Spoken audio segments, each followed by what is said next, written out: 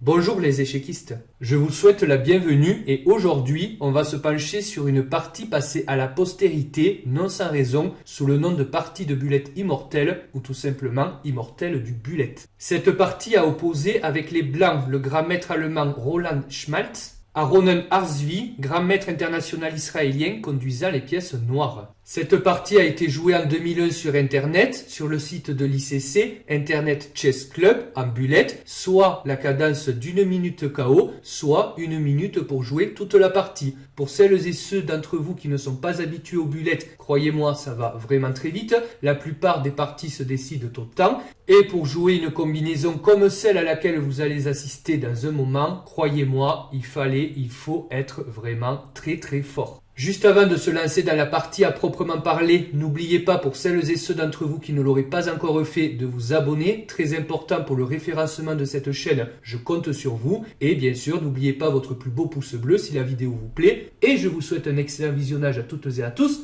Enjoy!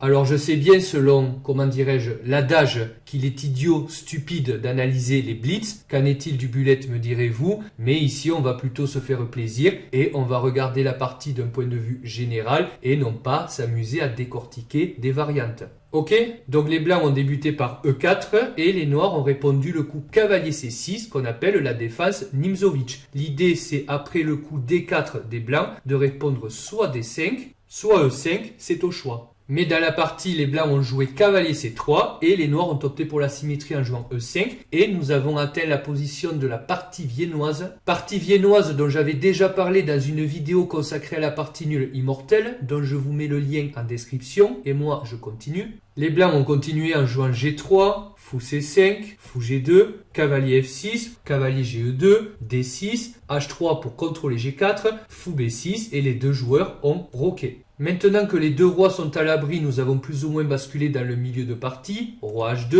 tour E8, F4, E prend F4, G prend F4 et nous sommes au 10e coup, cher viewer, et déjà la première surprise. Trouverez-vous le G de vitriol lancé à la face du monarque blanc? Mettez la vidéo sur pause, bon courage et à tout de suite.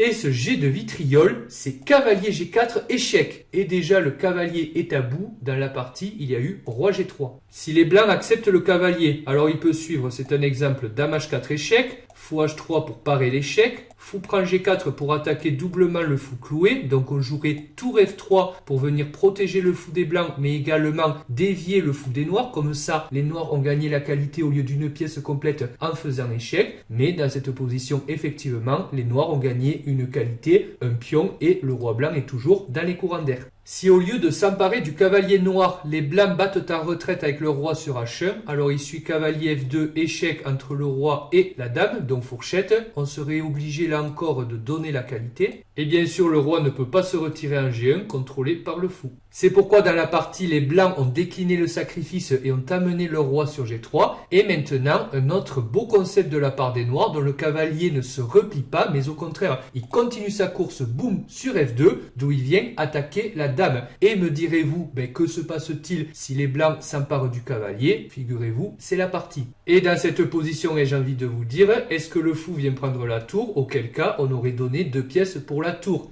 Et non, la réponse c'est boum, dame H4 échec, un splendide sacrifice de dame. Bon, évidemment, si le roi vient sur H2, alors dame ou fou prend la tour en F2. Dans la partie, les blancs ont joué le meilleur coup, à savoir roi prend H4. Pour autant, et pour que vous le sachiez, dame H4 échec est en fait un mauvais coup, pour des raisons de variante d'ordinateur que je ne vous montrerai pas ici. L'idée, comme je l'ai déjà dit dans l'introduction de cette vidéo, c'est de nous faire plaisir, mais sachez-le, dame H4 échec est en fait réfutable. Les blancs n'ont pas réussi dans cette partie et si j'ai mis un point d'interrogation au coup dame H4 échec, c'est parce que je considère que, question pratique, c'est un bon coup, un excellent coup qui prend du temps aux blancs. Les blancs, comme les noirs d'ailleurs, n'ont pas le temps de tout calculer. C'est normal, ça se joue au réflexe. Après tout, on est en bullet. Dans la partie, il y a eu l'acceptation du sacrifice de dame par roi prend H4, fou prend F2 échec, cavalier G3 pour intercepter l'échec, tour E6, on fait coulisser la tour qui vient se joindre au combat, roi G4, cavalier D4, un excellent coup qui prive le roi blanc de sa case de fuite F3, F5 pour se donner de l'air, tour G6 échec, on profite du clouage, et dans cette position, les blancs ont fait une erreur, mais comment leur en vouloir, c'est du bullet, et ils ont joué roi F4. L'ordinateur donnait l'égalité avec roi H5, mais on est d'accord, avancer un peu plus son roi dans le camp adverse, ça fait pas très envie. Après roi F4, les noirs jouent tour prend G3, empêchant tout repli du roi blanc, dame F1 qui vient attaquer le fou F2, mais les noirs n'en ont cure et ils jouent G5 échec, F prend G6 en passant, et ici on ne va pas récupérer le pion, mais à la place on va faire un échec sur E6, roi F5, cavalier G7 échec, et le malheureux monarque blanc n'a d'autre choix que de venir sur F6, puisque s'il vient sur F4, c'est échec et mat avec cavalier H5.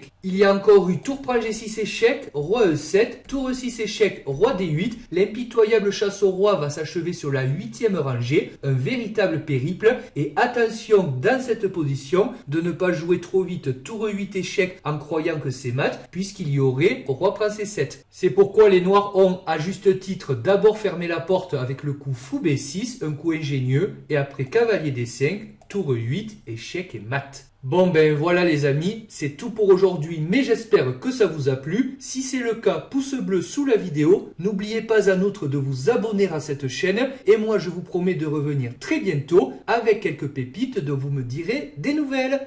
Ciao tout le monde!